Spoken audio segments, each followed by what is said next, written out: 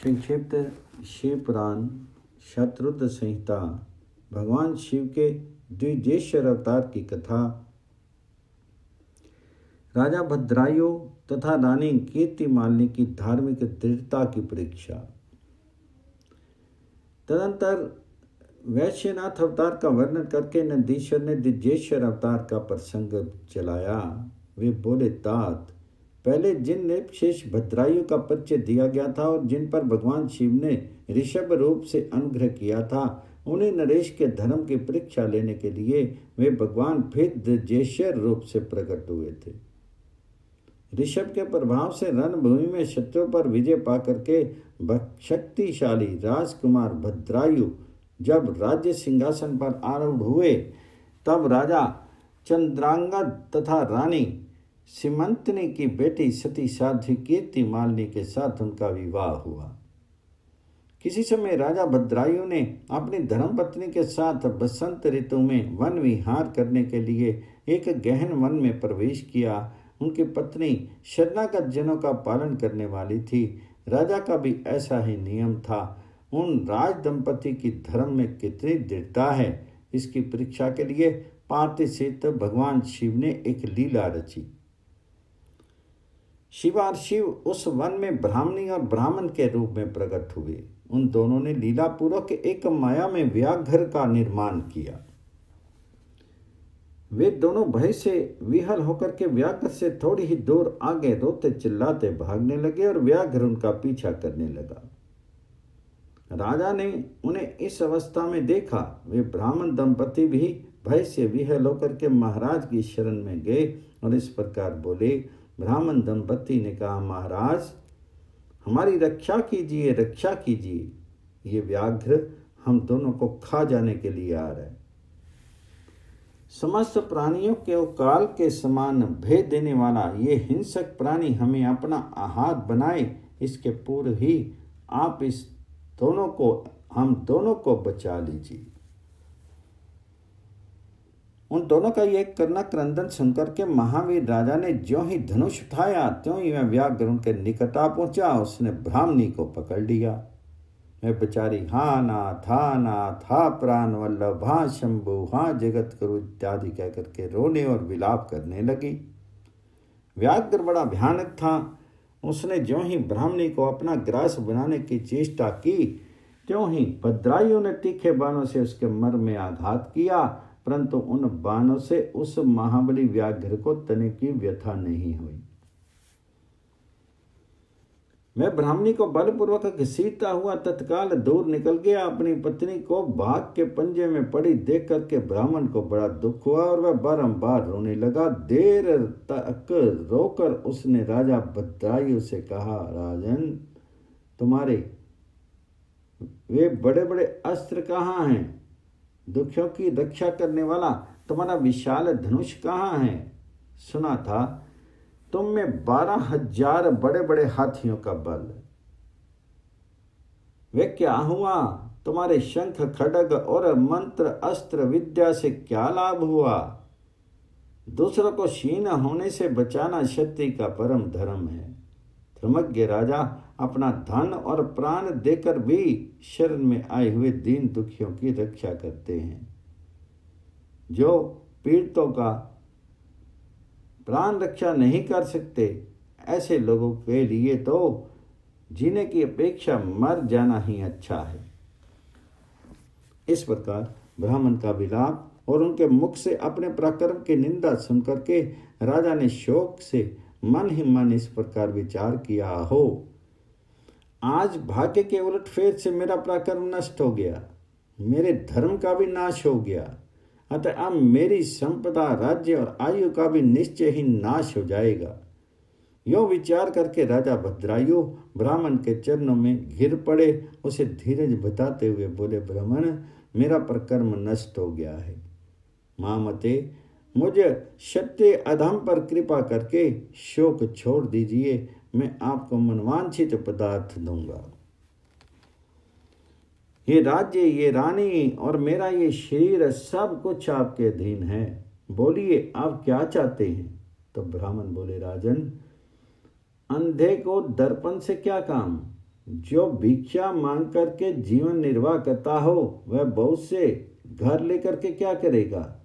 जो मूर्ख है उसे पुस्तक से क्या काम, तथा जिसके पास स्त्री नहीं है वह धन लेकर के क्या करेगा? मेरी पत्नी चली गई, मैंने कभी काम सुख का भोग नहीं किया, अतः काम भोग के लिए आप अपनी इस बड़ी रानी को मुझे दे दीजिए। राजा ने कहा, ब्राह्मण, क्या यही तुम्हारा धर्म है? क्या तुम्हें गुरु ने यही उपदेश किया है? क्या तुम नहीं जानते कि प्राय स्त्री का स्पर्श स्वर्ग एवं सुयश की हानि करने वाला है? पर स्त्री के भोग से जो पाप कमाया जाता है उसे सैकड़ों प्रायश्चितों द्वारा भी धोया नहीं जा सकता। ब्राह्मण बोले, राजन, मैं अपनी तपस्या से भयंकर ब्रह्म हत्या और मद्रापान जैसे पाप का भी नाश कर डालूंगा। फिर परस्त्री संगम किस गिनती में है? अतः आप अपनी इस भार्या को मुझे अवश्य दे दीजिए, अन्यथा आप निश्चय ही नरक में पड़ेंगे। तो ब्राह्मण की इस बात पर राजा ने मन ही मन विचार किया कि ब्राह्मण के प्राणों की रक्षा ना करने से महापाप होगा, अतः इससे बचने के लिए पत्नी को दे डालना ही श्रेष्ठ है। इस श्रेष्ठ ब्राह्मण को अपनी पत्नी देकर के मैं पाप से मुक्त होकर के शीघ्र ही अग्नि में प्रवेश कर जाऊंगा। मन ही मन ऐसा निश्चय करके राजा ने आग जलाई और ब्राह्मण को बुला करके उसे अपनी पत्नी को दे दिया। तत्पश्चात स्नान करके पवित्र होकर के देवताओं को प्रणाम करके उन्होंने अग्नि की 2 बार परिक्रमा की और एकाग्रचित्त होकर के भगवान शिव का ध्यान किया। इस प्रकार राजा को अग्नि में गिरने के लिए उद्यत देख करके जगतपति भगवान विश्वनाथ सहसा वहां पे प्रकट हो गए। उनके 5 मुख थे, मस्तक पर चंद्रकला आभूषण का काम दे रही थी, कुछ कुछ पीले रंग की जटा लटक हुई थी। वे कोटि कोटि सूर्यों के समान तेजस्वी थे। हाथों में त्रिशूल, खटवांग, कुठार, ढाल, मृग, अभय, वरद और पिनाक धारण किए बैल की पीठ पर बैठे हुए भगवान नीलकंठ को राजा ने अपने सामने प्रत्यक्ष देखा। उनके दर्शन जनित आनंद से युक्त होकर के राजा भद्रायु ने हाथ जोड़ करके स्तवन किया। राजा ने स्तुति करने पर पार्थिव के साथ प्रसन्न हुए महेश्वर ने कहा, राजन, तुमने किसी अन्य का चिंतन न करके जो सदा श्रद्धा मेरा पूजन किया है, तुम्हारी इस भक्ति के कारण और तुम्हारे द्वारा की हुई इस पवित्र स्तुति को सुन करके मैं बहुत प्रसन्न हुआ हूं। तुम्हारे भक्ति भाव की परीक्षा के लिए मैं स्वयं ब्राह्मण बन करके आया था। जिसे व्याघ्र ने ग्रास लिया था वह ब्राह्मणी और कोई नहीं, वे गिरिराज नंदिनी उमा देवी ही थी। तुम्हारे बाण मारने से भी जिसके शीर को चोट नहीं पहुंची वह व्याघ्र माया निर्मित था। तुम्हारे धैर्य को देखने के लिए ही मैंने तुम्हारी पत्नी को मांगा था। इस कीर्ति मानने की और तुम्हारी भक्ति से मैं संतुष्ट हूं। तुम कोई दुर्लभ वर मांगो, मैं उसे दूंगा। राजा बोले, देव, आप साक्षात परमेश्वर हैं। आपने संसारिक ताप से घिरे हुए मुझ अधम को जो प्रत्यक्ष दर्शन दिया है, यही मेरे लिए महान वर है। देव, आप वरदाता में श्रेष्ठ हैं। आपसे मैं दूसरा कोई वर नहीं मांगता। मेरी यही इच्छा है कि मैं, मेरी रानी, मेरे माता पिता पद्माकर वैश्य और उसके पुत्र सुने, इन सब को आप अपना पार्श्ववर्ती सेवक बना लीजिए। तत्पश्चात रानी कीर्तिमालिनी ने प्रणाम करके अपनी भक्ति से भगवान शंकर जी का स्तवन किया और ये उत्तम वर मांगा, महादेव, मेरे पिता चंद्रांगद और माता सीमंतनी, इन दोनों को भी आपके समीप निवास प्राप्त हो। भक्तवत्सल भगवान गौरीपति ने प्रसन्न होकर के ऐं मस्तु कहा और उन दोनों पति पत्नी को इच्छा अनुसार वर देकर के वे क्षण भर में अंतर ध्यान हो गए। इधर राजा ने भगवान शंकर जी का प्रसाद प्राप्त करके रानी कीर्ति मालिनी के साथ प्रिय विषयों का भोग किया और 10,000 वर्षों तक राज्य करने के पश्चात अपने पुत्रों को राज्य दे करके उन्होंने शिव जी के परम पद को प्राप्त किया। राजा और रानी दोनों ही भक्ति पूर्वक महादेव जी की पूजा करके भगवान शिव के धाम को प्राप्त हुए। ये परम पवित्र पापनाशक एवं अत्यंत गोपनीय भगवान शिव का विचित्र गुण अनुवाद जो विद्वानों को सुनाता है अथवा स्वयं भी शुद्ध चित्त होकर के पढ़ता है, वह इस लोक में भोग ऐश्वर्य को प्राप्त करके अंत में भगवान शिव को प्राप्त होता है। अध्याय 26-27 पूर्ण। भगवान शिव का यतिनाथ एवं हंस नामक अवतार। नंदीश्वर कहते हैं, मुनि, अब मैं परमात्मा शिव के यतिनाथ नामक अवतार का वर्णन करता हूँ। मुनीश्वर, अर्बुदाचल नामक पर्वत के समीप एक भील रहता था जिसका नाम था आहुक। उसकी पत्नी को लोग आहुका कहते थे। वह उत्तम व्रत का पालन करने वाली थी। वे दोनों पति पत्नी महान शिव भक्त थे और शिव की आराधना पूजा में लगे रहते थे। एक दिन वह शिव भक्त भील अपनी पत्नी के लिए आहार की खोज करने के लिए नियमित जंगल में बहुत से दूर चला गया। इसी समय संध्या काल में भील की परीक्षा लेने के लिए भगवान शंकर सन्यासी का रूप धारण करके घर आए। इतने में ही उस घर का मालिक भील भी चला आया और उसने बड़े प्रेम से उन यतिराज का पूजन किया। उनके मनोभाव की परीक्षा के लिए उन यतीश्वर ने दीनवाणी में कहा, भील, आज रात में यहाँ रहने के लिए मुझे स्थान दे, सवेरा होते ही चला जाऊंगा, तुम्हारा सदा कल्याण हो।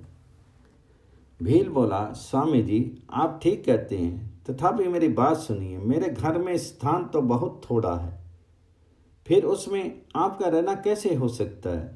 भील की ये बात सुनकर के स्वामी जी वहाँ से चले जाने की को उद्यत हुए। तब भीली ने कहा, प्राणनाथ, आप स्वामी जी को स्थान दे दीजिए। घर आए हुए अतिथि को निराश मत लौटाइए, अन्यथा हमारे गृहस्थ धर्म के पालन में बाधा पहुंचेगी। आप स्वामी जी के साथ सुखपूर्वक घर के भीतर रहिए और मैं बड़े बड़े अस्त्र शस्त्र लेकर के बाहर खड़ी रहूंगी। पत्नी की ये बात सुनकर के भील ने सोचा, स्त्री को घर के बाहर निकाल करके मैं भीतर कैसे रह सकता हूँ। सन्यासी जी का अन्यत्र जाना भी मेरे लिए अधर्म कारक ही होगा। ये दोनों ही कार्य एक गृहस्थ के लिए सर्वथानुचित हैं। अतः मुझे ही घर के बाहर रहना चाहिए। जो होनहार होगी वह तो होकर ही रहेगी। ऐसा सोच करके आग्रह करके उन्होंने स्त्री को और सन्यासी जी को जो आनंद घर के भीतर रख दिया और स्वयं वह भील अपने आयुध पास रख करके घर से बाहर खड़ा हो गया। रात में जंगली क्रूर एवं हिंसक पशु उसे पीड़ा देने लगे। उसने भी यथाशक्ति उनसे बचने के लिए महान यत्न किया। इस तरह यत्न करता हुआ वह भील बलवान होकर भी प्रारब्ध प्रेरित हिंसक पशुओं द्वारा बलपूर्वक खा लिया गया। प्रातःकाल उठ करके जब यति ने देखा कि हिंसक पशुओं ने वनवासी भील को खा डाला है, तब उन्हें बड़ा दुख हुआ। सन्यासी को दुखी देख करके भीलनी दुख से व्याकुल होने पर भी धैर्यपूर्वक उस दुख को दबा करके यह बोली, स्वामी जी, आप दुखी किस लिए हो रहे हैं। इन भीलराज का तो इस समय कल्याण ही हुआ। ये धन्य और कृतार्थ हो गए जो इन्हें ऐसी मृत्यु प्राप्त हुई। मैं चिता की आग में जल करके इनका अनुसरण करूंगी। आप प्रसन्नतापूर्वक मेरे लिए एक चिता तैयार कर दें, क्योंकि स्वामी का अनुसरण करना स्त्रियों के लिए सनातन धर्म है।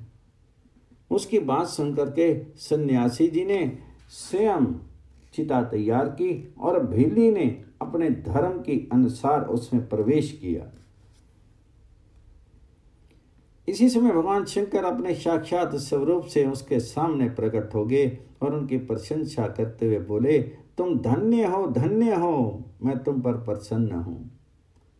तुम इच्छा अनुसार वर मांगो, तुम्हारे लिए मुझे कोई भी अदेय नहीं है।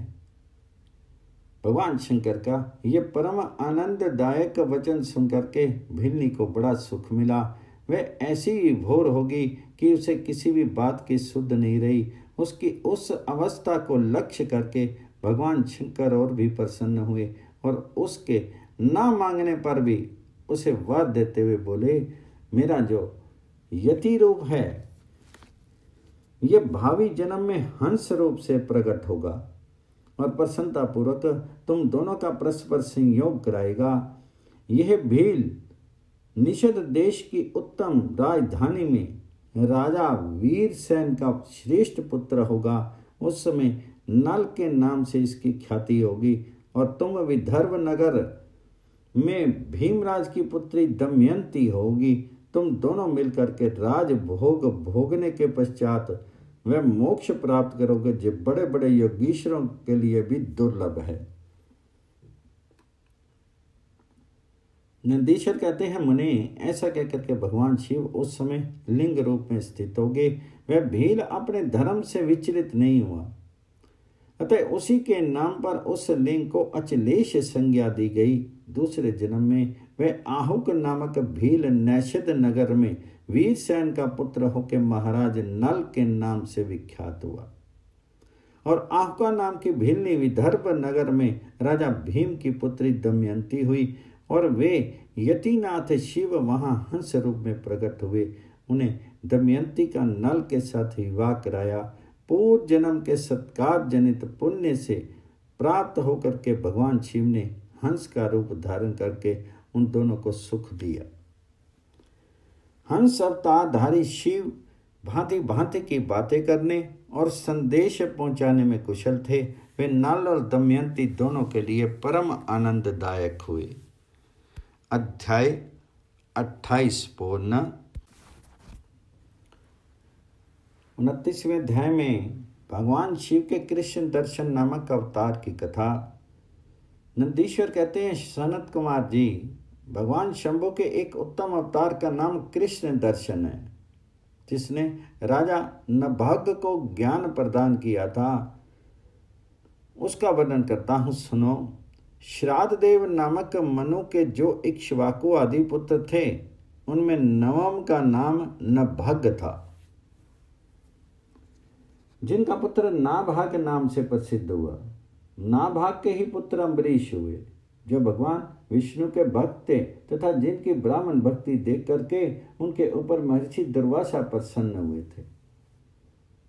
मुने, अम्बरीश के पिता में जो नाभाग कहे गए हैं, उनके चरित्र का वर्णन सुनो। उन्हीं को भगवान शिव ने ज्ञान प्रदान किया था। मनुपुत्र नाभाग बड़े बुद्धिमान थे। उन्होंने विद्या अध्ययन के लिए दीर्घ काल तक इंद्रिय संयम पूर्वक गुरुकुल में निवास किया। इसी बीच में इक्ष्वाकु आदि भाइयों ने नभग के लिए कोई भाग न दे करके पिता की संपत्ति आपस में बांट ली और अपना अपना भाग लेकर के वह उत्तम रीति से राज्य का पालन करने लगे। उन सब ने पिता की आज्ञा से ही धन का बंटवारा किया था।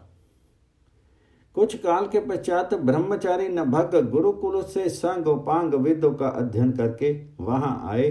उन्होंने देखा सब भाई सारी संपत्ति का बंटवारा करके अपना अपना भाग ले चुके हैं। तब उन्होंने भी बड़े स्नेह से दाएं भाग पाने की इच्छा रख करके अपने इक्ष्वाकु आदि बंधुओं से कहा, भाइयों, मेरे लिए भाग दिए बिना ही आप लोगों ने आपस में सारी संपत्ति का बंटवारा कर लिया, अतः आप प्रसन्नता पूर्वक मुझे भी हिस्सा दीजिए। मैं अपना दाएं भाग लेने के लिए ही यहाँ आया हूँ। भाई बोले, जब संपत्ति का बंटवारा हो रहा था उसमें हम तुम्हारे लिए भाग देना भूल गए थे। अब इस समय पिताजी को ही तुम्हारे हिस्से में देते हैं, तुम उन्हीं को ले लो, इसमें संशय नहीं है। भाइयों का यह वचन सुन करके नभग को बड़ा विस्मय हुआ। वे पिता के पास जाकर के बोले, तात, मैं विद्या अध्ययन के लिए गुरुकुल में गया था और वहां अब तक ब्रह्मचारी रहा हूं। इसी बीच में भाइयों ने मुझे छोड़ करके आपस में धन का बंटवारा कर लिया वहां से लौट करके जब मैंने अपने हिस्से के बारे में उनसे पूछा तब उन्होंने आपको मेरा हिस्सा बता दिया। अतः उसके लिए मैं आपकी सेवा में आया हूं। नभग की वह बात सुनकर के पिता को बड़ा विस्मय हुआ। श्राद्ध देव ने पुत्र को आश्वासन देते कहा, बेटा, भाइयों की उस बात पर विश्वास मत करो। वे उन्होंने तुम्हें ठगने के लिए कही है। मैं तुम्हारे लिए भोग साधक उत्तम दाय नहीं बन सकता। तथापि उन वंचकों ने यदि मुझे ही दाय के रूप में तुम्हें दे दिया है तो मैं तुम्हारी जीविका का एक उपाय बताता हूं। सुनो, इन दिनों उत्तम बुद्धि वाले आंगिरस गोत्रीय ब्राह्मण एक बहुत बड़ा यज्ञ कर रहे हैं। उस कर्म में प्रत्येक छठे दिन का कार्य वह ठीक ठीक नहीं समझ पाते हैं। उनमें उनसे भूल हो जाती है। तुम वहां जाओ और उन ब्राह्मणों को विश्व देश संबंधी 2 सूक्त बतला दिया करो। इससे वह यज्ञ शुद्ध रूप से संपादित होगा। वह यज्ञ समाप्त होने पर वे ब्राह्मण जब स्वर्ग को जाने लगेंगे उस समय संतुष्ट होकर के अपने यज्ञ से बचा हुआ सारा धन तुम्हें दे देंगे। पिताजी की यह बात सुनकर के सत्यवादी नभग बड़ी प्रसन्नता के साथ उस उत्तम यज्ञ में गए। मुनि, वहां छठे दिन के कर्म में बुद्धिमान मनुपुत्र ने वैश्य देश संबंधी 2 सूक्तों का स्पष्ट रूप से उच्चारण किया। यज्ञ कर्म समाप्त होने पर वे अंगिरस ब्राह्मण यज्ञ से बचा हुआ अपना अपना धन नभग को देकर के स्वर्गलोक को चले गए। उस यज्ञ शिष्ट धन को जब ये ग्रहण करने लगे उस समय सुंदर लीला करने वाले भगवान शिव तत्काल वहां प्रकट हो गए।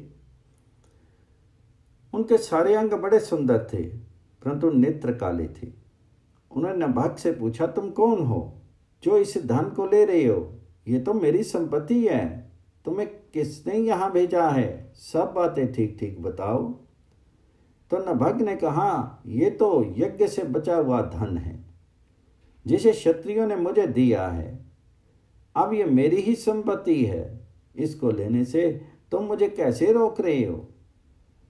तो कृष्ण दर्शन ने कहा, तात, हम दोनों के इस झगड़े में तुम्हारे पिता ही पंच रहेंगे। जाकर के उनसे पूछो और वे जो निर्णय दें उसे ठीक ठीक यहाँ आकर के बता दो। उनकी बात सुनकर के नभग ने पिता के पास जाकर के उक्त प्रश्न को उनके सामने रखा।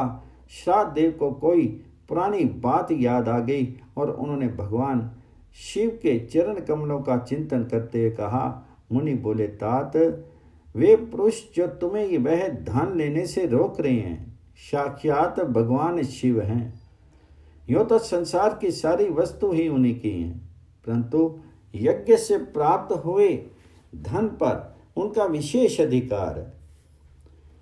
यज्ञ करने से जो धन बच जाता है उसे भगवान रुद्र का भाग निश्चित किया गया है। अतः यज्ञ अवशिष्ट सारी वस्तु ग्रहण करने के अधिकारी सर्वेश्वर महादेव जी हैं। उनकी इच्छा से ही दूसरे लोग उस वस्तु को ले सकते हैं। भगवान शिव तुम पर कृपा करने के लिए ही वहां वैसा रूप धारण करके आए हैं। तुम वहीं जाओ और उन्हें प्रसन्न करो, अपने अपराध के लिए क्षमा मांगो और प्रणाम पूर्वक उनकी स्तुति करो। नमक पिता की आज्ञा से वहां गए और भगवान जी को प्रणाम करके हाथ जोड़ करके बोले, महेश्वर, ये सारी त्रिलोकी ही आपकी है। फिर यज्ञ से बचे हुए धन के लिए तो कहना ही क्या है।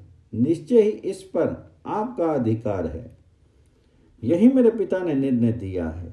नाथ, मैंने यथार्थ बात ना जानने के कारण भ्रमवश जो कुछ कहा है, मेरे उस अपराध को क्षमा कीजिए। मैं आपके चरणों में मस्तक रख करके ये प्रार्थना करता हूं कि आप मुझ पर प्रसन्न होइए।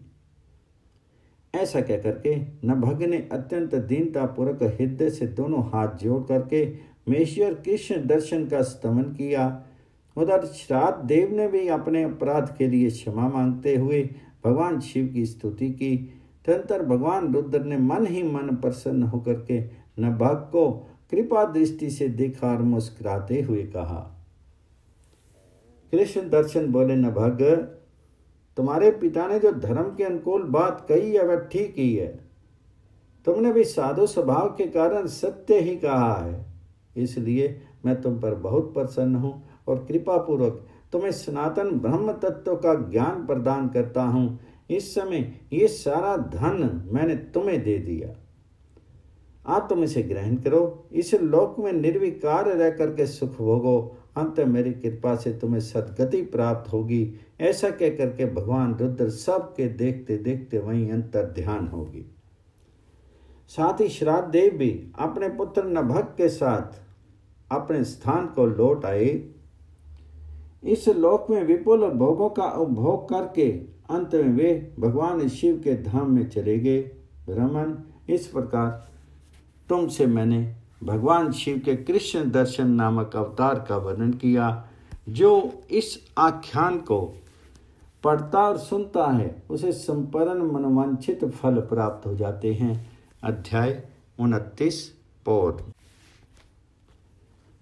30वें अध्याय में भगवान शिव के अवधेश्वर अवतार की कथा तथा उनकी महिमा का वर्णन। नंदीश्वर कहते हैं, सनत कुमार, अब तुम परमेश्वर शिव के अवधूतेश्वर नामक अवतार का वर्णन सुनो, जिसने इंद्र के घमंड को चूर चूर कर दिया था। पहले की बात है, इंद्र संपूर्ण देवताओं तथा बृहस्पति जी को साथ लेकर के भगवान शिव का दर्शन करने के लिए कैलाश पर्वत पर गए। उससे बृहस्पति और इंद्र के शुभ आगमन की बात जान करके भगवान शंकर उन दोनों की परीक्षा लेने के लिए अवधूत बन गए। उनके शरीर पर कोई वस्त्र नहीं था। वे प्रज्वलित अग्नि के समान तेजस्वी होने के कारण महाभयंकर जान पड़ते थे। उनकी आकृति बड़ी सुंदर दिखाई देती थी। वे राह रोक करके खड़े थे। बृहस्पति और इंद्र ने शिव के समीप जाते समय देखा, एक अद्भुत शीधारी पुरुष रास्ते के बीच में खड़ा है। इंद्र को अपने अधिकार पर बड़ा गर्व था, इसलिए वे ये नहीं जान सके कि ये साक्षात भगवान शंकर हैं। उन्हें मार्ग में खड़े हुए पुरुष से पूछा, तुम कौन हो? इस नग्न अवधूत वेश में कहाँ से आए हो? तुम्हारा नाम क्या है? सब बातें ठीक ठीक बताओ, देर मत करो। भगवान शिव अपने स्थान पर हैं या इस समय कहीं अन्यत्र गए हैं? मैं देवताओं तथा गुरु जी के साथ उन्हीं के दर्शन के लिए जा रहा हूँ। इंद्र के बारंबार पूछने पर भी महान कौतुक करने वाले अहंकार हारी महायोगी त्रिलोकीनाथ शिव कुछ नहीं बोले, चुप ही रहे। तब अपने ऐश्वर्य का घमंड रखने वाले देवराज इंद्र ने रोष में आकर के उस जटाधारी पुरुष को फटकारा और इस प्रकार कहा। इंद्र बोले, अरे मूढ़ दुर्मते, तो बार बार पूछने पर भी उत्तर नहीं देता। अतः तुझे वज्र से मारता हूं, देखूं कौन तेरी रक्षा करता है। ऐसा कह करके उस दिगंबर पुरुष की ओर क्रोधपूर्वक देखते हुए इंद्र ने उसे मार डालने के लिए वज्र उठाया। ये देख करके भगवान शंकर ने शीघ्र ही उस वज्र का स्तंभन कर दिया। उसकी बांह अकड़ गई, इसलिए वे वज्र का प्रहार नहीं कर सके। तदंतर वह पुरुष तत्काल ही क्रोध के कारण तेज से प्रज्वलित हो उठा, मानो इंद्र को जलाए देता हो। भुजाओं के स्तंभित हो जाने के कारण शची वल्लभ इंद्र क्रोध से उस सर्प की भांति जलने लगे, जिसका परकर्म मंत्र के बल से अवरुद्ध सिद्ध हो गया। बृहस्पति ने उस पुरुष को अपने तेज से प्रज्वलित होता देख करके तत्काल ही ये समझ लिया कि ये साक्षात भगवान हर हैं। फिर तो वे हाथ जोड़ करके प्रणाम करके उनकी स्तुति करने लगे। स्तुति के पश्चात उन्होंने इंद्र को उनके चरणों में गिरा दिया और कहा, दीनानाथ महादेव, ये इंद्र आपके चरणों में पड़ा है, आप इसका और मेरा उद्धार करें। हम दोनों पर क्रोध नहीं, प्रेम करें। महादेव, शरणागत इंद्र की रक्षा कीजिए। आपके ललाट से प्रकट हुई ये आग इन्हें जलाने के लिए आ रही है। बृहस्पति की ये बात सुनकर के अवधूत वेश धारी करना सिंधु शिव ने हंसते हुए कहा, अपने नेत्र से रोषवश बाहर निकली हुई अग्नि को मैं पुनः कैसे धारण कर सकता हूँ? क्या सर्प अपनी छोड़ी हुई कैंचुल को फिर ग्रहण करता है? तो बृहस्पति बोले, देव भगवान, भक्त सदा ही कृपा के पात्र होते हैं। आप अपने भक्तवत्सल नाम को चितार्थ कीजिए और इस भयंकर तेज को कहीं अन्यत्र डाल दीजिए। तो रुद्र ने कहा, देव गुरु, मैं तुम पर प्रसन्न हूँ, इसलिए उत्तम वर देता हूँ। इंद्र की जीवन दान देने के कारण आज से तुम्हारा एक नाम जीव भी होगा। मेरे ललाटवर्ती नेत्र से जो ये आग प्रकट हुई है उसे देवता नहीं सह सकते, अतः इसको मैं बहुत दूर छोड़ूंगा जिससे ये इंद्र को पीड़ा नहीं दे सके। ऐसा कहकर के अपने तेज स्वरूप उस अद्भुत अग्नि को हाथ में लेकर के भगवान शिव ने शार समुद्र में फेंक दिया। वहां फेंके जाते ही भगवान शिव का वह तेज तत्काल एक बालक के रूप में परिणित हो गया, जो सिंधुपुत्र जलंधर नाम से विख्यात हुआ। फिर देवताओं की प्रार्थना से भगवान शिव ने ही असुरों के स्वामी जलंधर का वध किया था। अवधूत रूप से ऐसी सुंदर लीला करके लोक कल्याणकारी शंकर वहां से अंतर ध्यान हो गए। फिर सब देवता अत्यंत निर्भय एवं सुखी हुए। इंद्र बृहस्पति भी उस भय से मुक्त होकर के उत्तम सुख के भागी हुए जिसके लिए उनका आना हुआ था। वह भगवान शिव का दर्शन पाकर के कृतार्थ हुए। इंद्र बृहस्पति प्रसन्नतापूर्वक अपने स्थान को चले गए। सनत कुमार, इस प्रकार मैंने तुमसे परमेश्वर शिव के अवधूष्य नामक अवतार का वर्णन किया, जो दुष्टों को दंड एवं भक्तों को परम आनंद प्रदान करने वाला है। ये दिव्य आख्यान पाप का निवारण करके याश्य, स्वर्ग, भोग, मोक्ष और संपूर्ण मनवांछित फल की प्राप्ति कराने वाला है। जो प्रतिदिन एकाग्रचित होकर के इसे सुनता या सुनाता है, वह इस लोक में संपूर्ण सुखों का उपभोग करके अंत में शिव की गति प्राप्त कर लेता है।